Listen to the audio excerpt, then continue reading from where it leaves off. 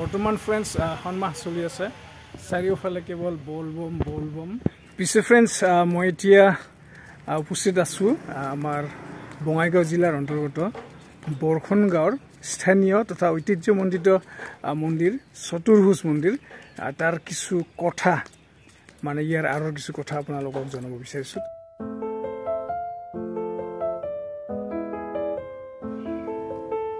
ইয়াতে ভৰি হাত ধুই ললো এয়া ভিতৰৰ দৃশ্য ইয়াতে আছে এটা হিল এই যে বগা দেখা পাইছে কাপোৰেৰে ঢাকি থোৱা আছে এইটো এটা হিল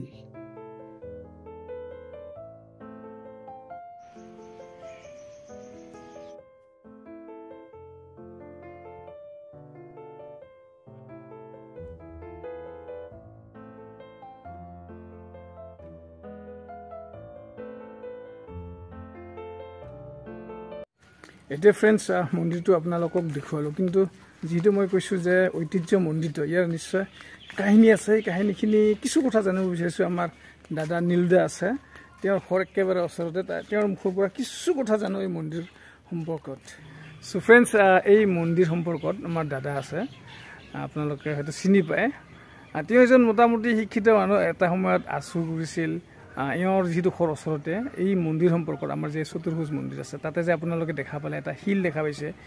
এই সম্পৰ্কত মানে জনশ্ৰুতি হিচাপে যিহেতু আমাৰ প্ৰমাণ নাই আপোনালোকেও জানে যেনেকৈ বুৰঞ্জী থাকে লিখিত থাকে মৌখিক বুৰঞ্জীও থাকে কিন্তু ইয়াৰ অৰ্থ এইটো নহয় যে মৌখিক যিখিনি কথা আছে সেইখিনি যে মিছা এইটোও নহয় গতিকে আমি যিখিনি শুনা পাই আহি আছোঁ মানে সৰুৰ পৰা সেই কথাখিনি দাদাই এতিয়া ক'ব আচলতে কথাটো এনেকুৱা আমিতো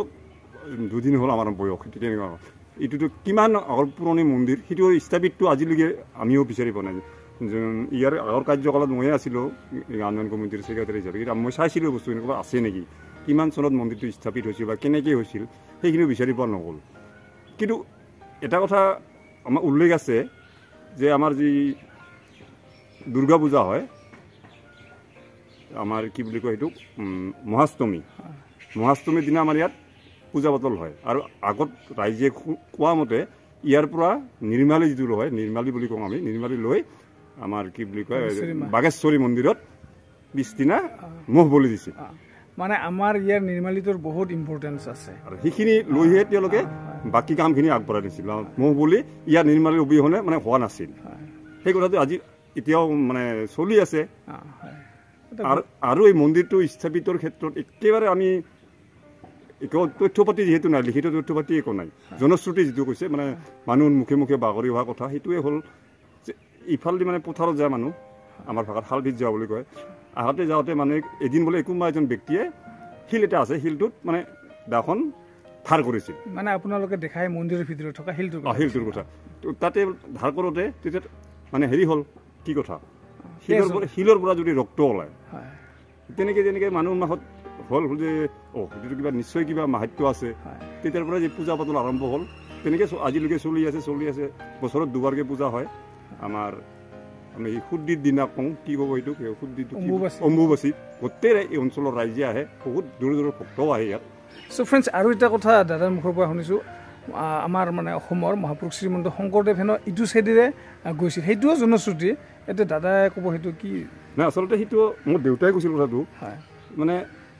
বলে ক'বলৈ গৈ তথ্য পাতি নোহোৱা কথা শ্ৰীমন্ত শংকৰদেৱে মহাপুৰুষজনাই ইটো ৰাস্তাৰে ক'ৰবাত গৈছিল ইটো মানে তেতিয়া এই হেৰি বোলে কি বুলি কয় বিদ্যাপুৰত ৰজা আছিল এই চাইডে তেওঁ গৈছিল যাওঁতে এই শিলটো দেখি বা কিবা এটা মানে তেওঁ হয়তো মনত ভাৱ আহিছিল মহান পুৰুষ যিটো তেওঁ অনুভৱ কৰিছিল ঠিক তেনেকুৱা ধৰণৰ কথা তেতিয়াই কৈছিল কি যে ইয়াতে অলপ পূজা পাতল কৰিলে ভাল হয় ঠিক তেনেকৈ ৰাইজক তেওঁ বুজাই থৈ গৈছিল আৰু তেতিয়াৰ পৰা ৰাইজে আৰু পূজা পাতল আৰম্ভ কৰিছিল বহুত ইম্পৰ্টেণ্ট কথা শংকৰদেৱৰ কথা ক'লেতো আৰু আমাক মানে পৰিচয় দিয়াৰ দৰকাৰ নাই আমাৰ অসমৰ গৌৰৱ অসমৰ সুযোগ্য সন্তান আমাৰ মহাপুৰুষ চ' ধন্যবাদ দাদা আপুনি এই কথাখিনি যে জনালে এতিয়া কথা আকৌ কৈছোঁ জনশ্ৰুতি মতে যিহেতু আমি মুখে মুখে বহু কথা আমি শিকি আহিছোঁ সমাজৰ পৰা আৰু এই দাদাই তেওঁৰ দেউতাকৰ মুখৰ পৰা শুনিছে আৰু হয়তো তেওঁৰ দেউতাকৰ পৰা শুনিছে এনেকৈ আমাৰ মাজৰ যিখিনি আমাৰ পৰম্পৰা আছে আমাৰ যিখিনি মন্দিৰ আছে পূজা পাতল যিখিনি আছে চলি আছে চ' এইখিনি তথ্য আপোনালোকক আজি জনালোঁ আৰু ভক্তপ্ৰাণ ৰাইজক নিশ্চয় আহ্বান জনাম আমাৰ ইয়াতে পূজা হয় প্ৰতি বছৰে ভালকৈ পূজা হয় সেইদিনাখন আমি আমাৰ স্থানীয় যিখিনি ছাত্ৰ ছাত্ৰী আছে মেট্ৰিক ভালকৈ যিবিলাকে পাছ কৰে তেওঁলোকক মানে এখন ফুলাম গামোচাৰে লগতে পিতৃ মাতৃক সম্ভাষণ জনাওঁ যাতে তেওঁলোকে আকৌ কামবিলাক ভালকৈ মানে উৎসাহেৰে কৰিব পাৰে আমাৰ গাঁৱৰ ফালৰ পৰা এইটো প্ৰেৰণা দিয়া হয় এই চিকতে ৰাইজক ধন্যবাদ জ্ঞাপন কৰিছোঁ আৰু যিহেতু এই মন্দিৰটো মই আকৌ কৈছোঁ যে ঐতিহ্য মন্দিৰটো এইটো এনেই বনোৱা মন্দিৰ নহয় ইয়াৰ কাহিনী আছে আৰু কাহিনীখিনি আমি বিশ্বাস কৰোঁ বিশ্বাসটো থাকিবই লাগিব ধৰ্মৰ ক্ষেত্ৰত বিশ্বাস অবিহনে ধৰ্মটো আৰু কোনো বুজি পাইছে আপোনালোকে যি ক'ব বিচাৰিছোঁ চ' ভক্তপ্ৰাণ ৰাইজক আহ্বান জনাইছোঁ আপোনালোকে আহিব পাৰে এয়া হ'ল আমাৰ বঙাইগাঁও জিলাৰ অন্তৰ্গত বৰষুণ গাঁৱত আমাৰ হৰি মন্দিৰটো আছে যে হৰি মন্দিৰৰ পৰা ঠিক পশ্চিম দিশেৰে আহিলে আপোনালোকে এই মন্দিৰটো